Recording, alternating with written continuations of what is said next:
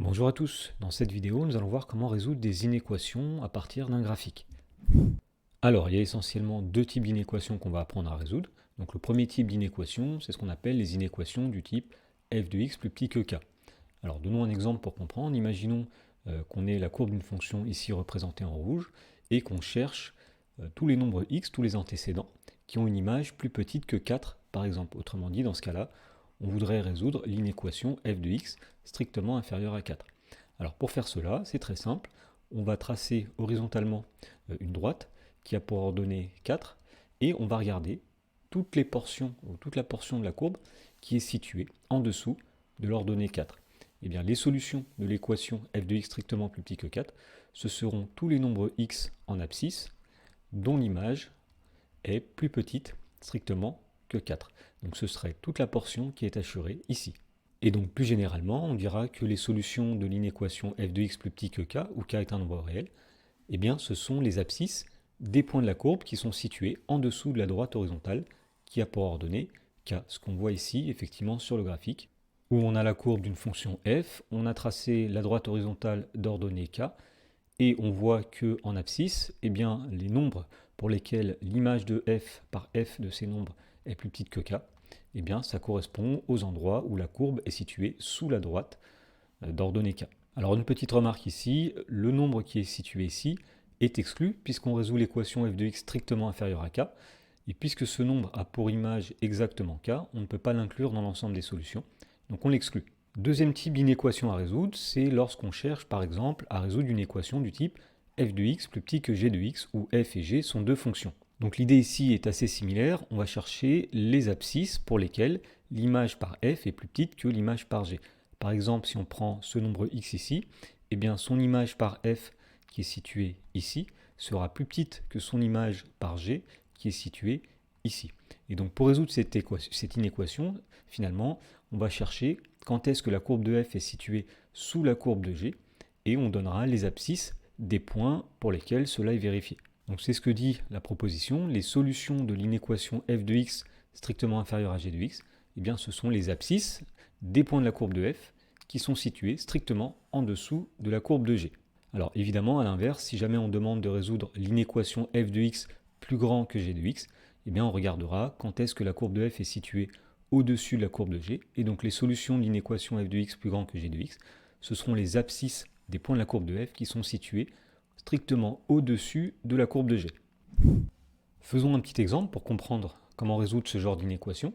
Alors on considère les fonctions f et g définies sur l'intervalle -5, 5, qui sont données par leur graphe. Alors le graphe de f est en rouge et le graphe de la fonction g est en bleu.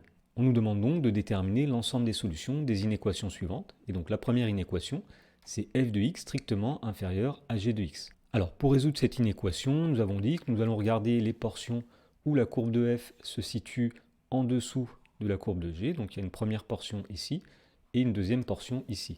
Et donc les solutions, ce seront les abscisses qui correspondent à ces endroits. Donc par exemple ici, on a une première portion de nombres x en abscisse pour lesquels les images par f sont plus petites que les images par g. Il y a une deuxième portion donc située ici où les images par f sont plus petites que les images par g.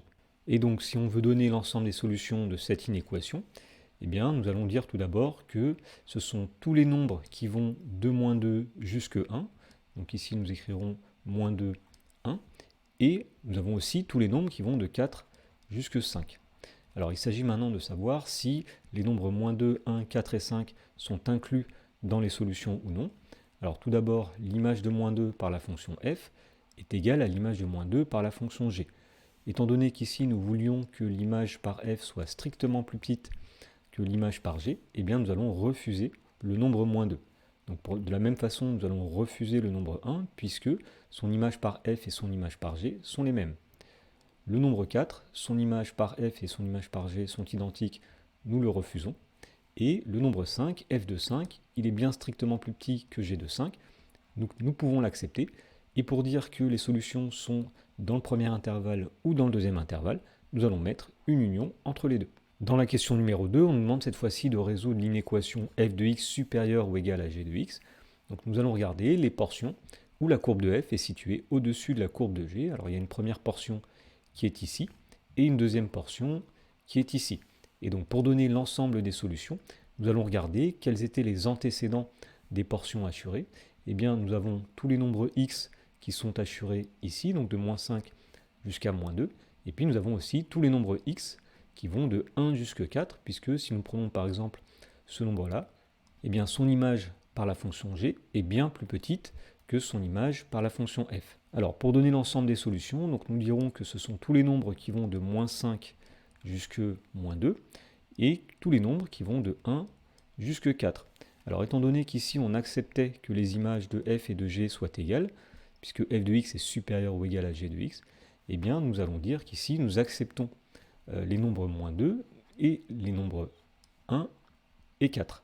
Le nombre moins 5, il est accepté, et nous mettons une union entre les deux pour dire que les solutions sont soit dans l'intervalle moins 5, moins 2, soit dans l'intervalle 1, 4. Et pour finir, on nous demande de résoudre l'inéquation f de x strictement supérieure à g de x. Donc dans ce cas-là, finalement, ce sera un peu la même chose que précédemment. On regarde quand est-ce que la courbe de f est située au-dessus de la courbe de g. Donc l'ensemble des solutions, ce seront encore tous les nombres compris entre moins 5 et moins 2, et les nombres compris entre 1 et 4. Mais la différence ici, c'est qu'on veut que f de x soit strictement supérieur à g de x. Donc nous allons regarder si les bornes de ces deux intervalles, finalement, vérifient cette condition. Alors tout d'abord, moins 5, eh bien l'image de moins 5 par la fonction f est bien strictement supérieure à son image par g. Donc nous allons accepter le nombre moins 5. Par contre, l'image de moins 2 par la fonction f est égale à l'image de moins 2 par la fonction g. Donc nous allons refuser le nombre moins 2 puisqu'il faut que f de x soit strictement supérieur à g de x. De la même façon, l'image de 1 par la fonction f est égale à l'image de 1 par la fonction g. Donc on refuse le nombre 1.